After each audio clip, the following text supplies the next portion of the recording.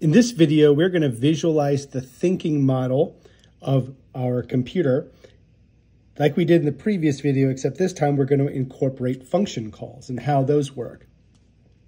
In this video, I'm going to go back and forth between this code document and this whiteboard where I'm going to draw out the actual thinking model. So remember that we have three types of memory and that C programs always start in main. So our three types of memory that we're going to incorporate are the stack, and for the sake of our metaphor for the time being, we're going to say that's the hippocampus. Short-term memory, we're able to store a specific amount, good for cramming, good for remembering what we're going to do, so that's why functions are going to go over here. Then we're going to do registers, and that's going to be our working memory. Very short term. In humans, we can remember 8 to 12 things. Registers, they're fast. We have very few of them. The registers that are assigned to a specific function in the stack have that in scope only. And then we have our data heap, which is like our neocortex. We have to train it. But once we save information and we get to this point where we're doing dynamic memory allocation, we're going to use this a lot more. But for the time being, in this example, our data heap is going to be empty. And here I'm going to allocate some registers. And then we're going to do the same thing over here, draw out our stack.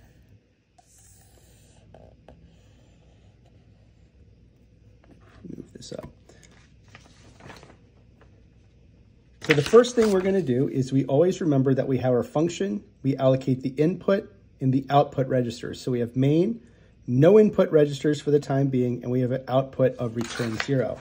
So we are going to draw out main.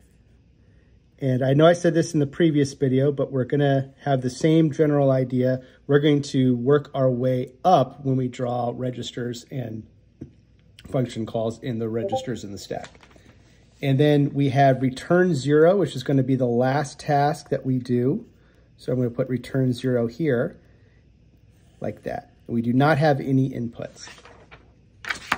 The next steps, we're going to allocate two registers X and Y with the values 5 and 7, just like we did last time. So to differentiate, we say main.x is equal to 5, and then we're going to say main.y is equal to 7. And now we're going to do our function call, and that line of code is here. It's going to be register int sum is equal to add copy of x, copy of y. So the first thing we do is we allocate a register in main. We're going to call this main.sum. That's going to have the result. And then we are going to create our function. Now the function in this case is add. And that's up here. So we have two input registers, add x and add y, and a return register that we're going to call sum. So we are going to create add function, and we're going to say add.addx is equal to a copy of main.x, so it's equal to 5. And this is one of the reasons why it's useful to understand the thinking model before we actually start programming, to understand that there is an actual difference between this and this, because when I pass a copy of X to sum, this is actually a physically different register. So we're going to do the same thing. We're doing a copy of Y here. So we do add y equals 7. And then we have add.sum.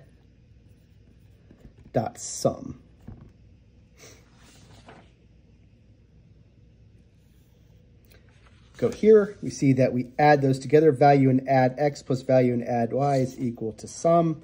And that is equal to 12. Now when we return value in sum, so let me bring this down here. Return value in sum, that's going to come out here, and that's going to be put in main.sum. So what happens is add.sum is going to be put here in main.sum. And then what's going to happen is, because we're now done with the function, we are first going to get rid of these functions here, these registers here. And then we are going to get rid of add. We free the memory. We're no longer using it, we're done.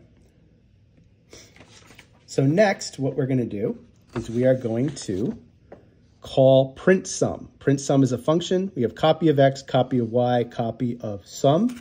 And here I have print sum, int print x, int print y, int print sum. So the first thing I do is I call print x, print sum, and then I allocate 3 registers. Now, also note that we have void. Void means we have no outputs. It's the same thing as having no input registers. So I'm going to say print sum x. And this is print dot x is equal to a copy of x. So it's going to be copy of x, copy of y, copy of sum. So it's going to be 5. Then we have our print sum, print y is equal to the copy. And then we're going to say print sum, print sum is equal to a copy of main sum, so it's 12. And now, just like in the previous video, what we're going to do is we are going to show our understanding of how we correlate ASCII in integers. So the value in print x is converted to ASCII, the value in print y is converted to ASCII, and the value in sum is converted to ASCII. So what this actually does is when we go to print a stream, we create output stream, and it converts. So character 5 plus character 7 equals character 1, character 2. And then it prints it to the screen, and that's what we see on the output. And then we're done with the function. So once we're done with the function, we first say we're done with output stream because we have now printed to the output. We get to the end of the function, we free the registers.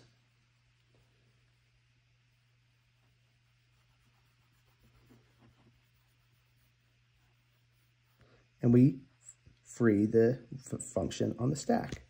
And so now we're back here. Now, in this case, these registers are already allocated. So we change the value of x to 9, and we change the value of y to -3. X becomes 9, main.y is equal to -3. Now notice how sum is still 12. So we actually have to go through the process of calling our function again in order to do that. So again, we go through this whole process. We're going to do add. Remember, add.x is a copy, so that's equals to 9. We have add.y is equal to a copy, that's -3.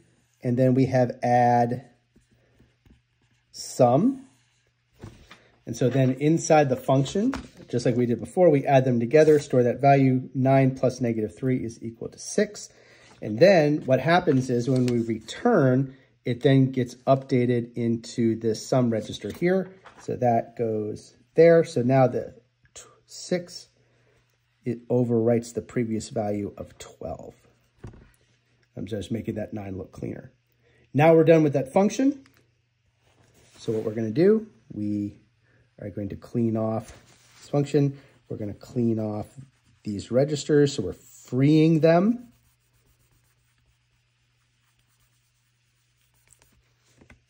Get rid of this arrow too. And then last thing, we have our print. So I'll go through that one last time. See, we're doing what we call print sum. It's a copy of x, a copy of y, and a copy of sum. We go up here, we allocate our inputs, int print x, int print y, int print sum. And we don't have any return registers, so we're going to do print sum.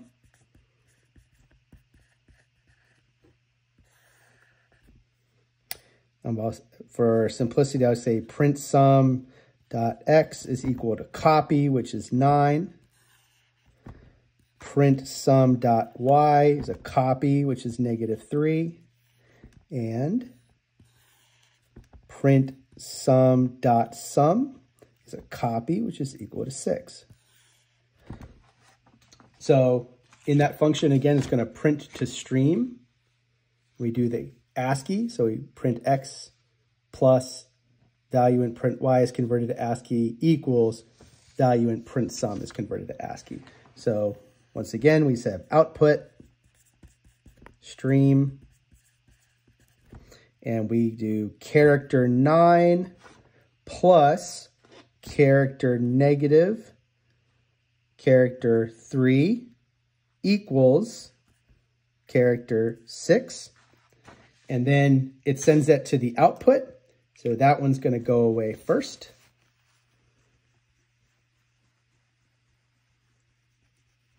And then we get rid of these registers because we're no longer using that function. We free them. And then we free print sum because we are no longer using print sum as well. And then the last step, we return 0 to tell the operating system is successful. So now we are going to return 0 and then we free everything. And we free the main. And now our computer is clean and the next user is ready to use it.